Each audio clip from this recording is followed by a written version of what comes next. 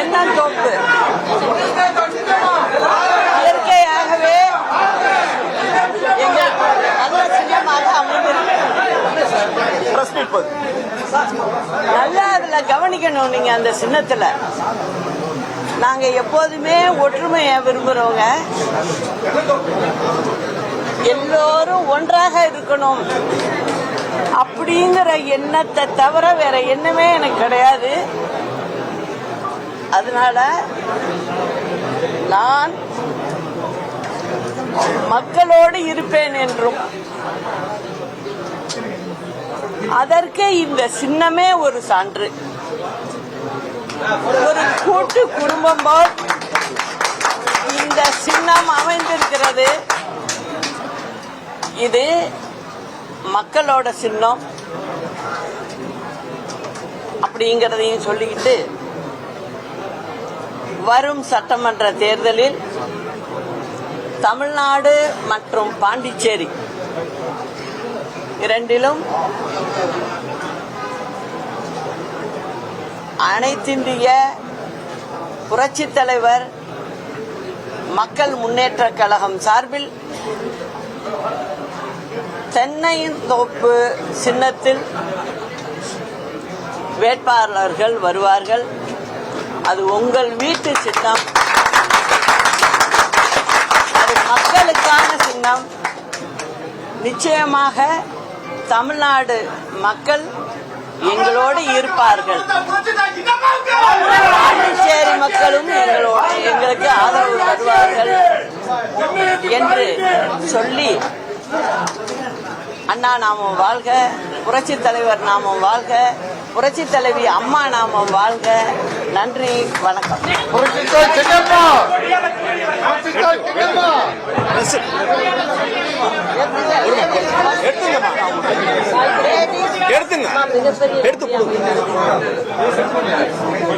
வாங்கி கொடுக்கலாம்.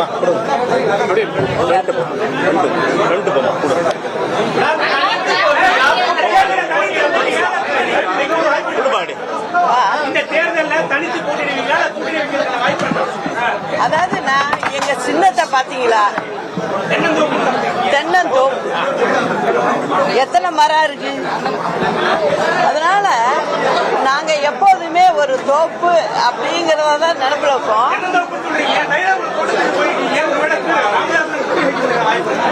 அதாவது சில பேர் பாப்பீங்க, யாருமே கூட்டணி வேணாம், யாருமே முக்கியஸ்தர்கள் கட்சியில வேணாம் அப்படின்னு தனியா போவாங்க. ஆனா நாங்க அப்படி இல்லை. எங்களுடன் நிச்சயமாக எல்லோரும் நாங்க கூட்டணியோட தான் நாங்க சந்திப்போம். நிச்சயம் தமிழ்நாட்டு மக்களுக்கு நல்லது நடக்கணும். எங்க கழக தொண்டர்கள் தலைவர் காலத்திலிருந்தே வந்தவங்க எல்லாருக்கும் பாதுகாப்பாகவும், தமிழக மக்களுக்கு பாதுகாப்பாகவும் நாங்கள் இருப்போங்கிறத நான் சொல்லிக்கிறேன். எப்போதுமே தனி மரம் தோப்பு ஆகாது. அது ஒரு நல்ல பழமொழி, நம்ம தமிழ்நாட்டு பழமொழி. அது அதற்கு ஏற்ப நாங்கள் தனிமரமா வரல, தோப்போட தான் வந்திருக்கோம். அந்த தோப்புங்கிறது எங்க கழக தொண்டர்கள் மற்றும் தமிழக மக்கள். எடப்பாடி பழனிசாமி அவருக்கு எதிராக நீங்க எல்லாம் எதிராக இருந்தீங்க. இப்போ அவருக்கான இருந்த அந்த எதிர்ப்பெல்லாம் நீங்கிருச்சு, அவர் சாதிச்சுட்டாருன்னு சொல்றாங்க ஏடிஎம்கேல இருக்கவங்கலாம். உண்மைதானா? நீங்க எப்படி பாக்குறீங்க? அது எல்லாம் இந்த 26 தேர்தல்ல தெரியும்ல, யாரு சாதிக்கிறாங்க யாரு சாதிக்கல அப்படிங்கிறது. விஜயுடன் கூட்டணி அமைப்பதற்கு வாய்ப்பு இருக்கு. நான் தான் சொல்லிட்டேனுங்க. அதாவது எங்களுடன் ஒரே கருத்துள்ள கட்சிகள் இணைந்து நாங்கள் செயல்படுவோம்.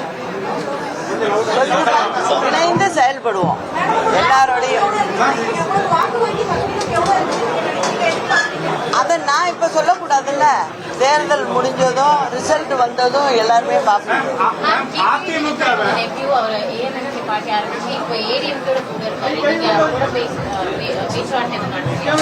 அதாவதுங்க,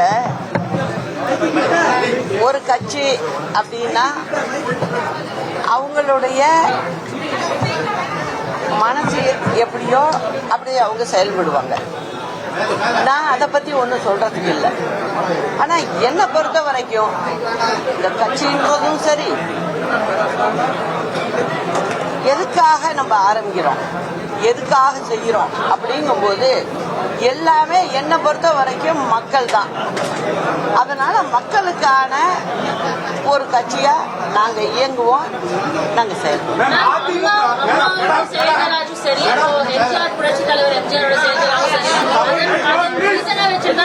கட்சி ஆரம்பிக்கிறேன் நீங்க சொல்லிருக்கீங்க.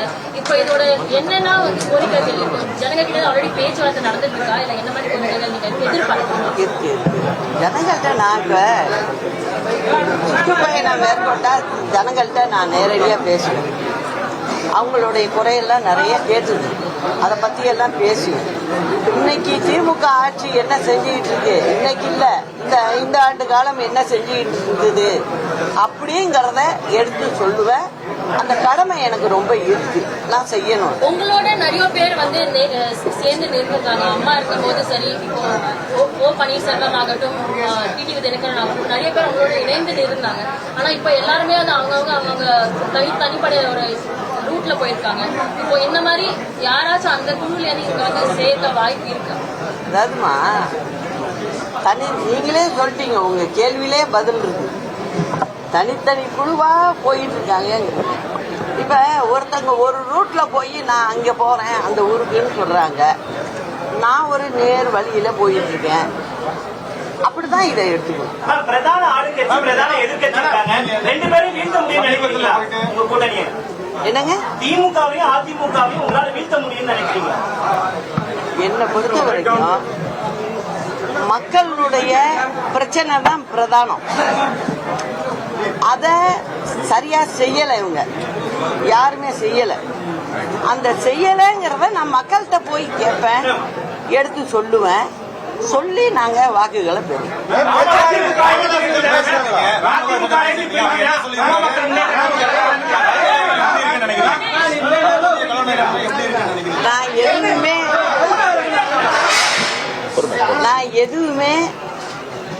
நான் உங்களுக்கெல்லாம் சொல்லியிருக்கேன், நான் ரொம்ப அவசரப்பட மாட்டேன், நிதானமா தான் செய்வேன் அப்படின்னு சொல்லியிருந்தேன். இதை இப்ப இன்னைக்கு சொல்லிட்டேன். எங்களுடைய சின்னம் தென்னந்தோப்பு அப்படிங்கறத சொல்லிட்டேன், கட்சியினுடைய பெயரையும் சொல்லிட்டேன். அதனால இனிமே எங்களுடைய பயணம் வெற்றி பயணமா அமையும். அதுக்கு தமிழக மக்கள் பெரும் ஆதரவு கொடுப்பாங்க. ஏன்னா தமிழக மக்கள் வந்து நியாயத்தை பாக்குறவங்க, முதுகுல குத்த மாட்டாங்க, எதுவும் எதிரில் பேசக்கூடியவங்க, நல்ல மனம் படைத்தவர்கள். அதனால நல்ல தீர்ப்பை அவங்க கொடுப்பாங்கங்கிற நம்பிக்கை எங்களுக்கு இருக்கு.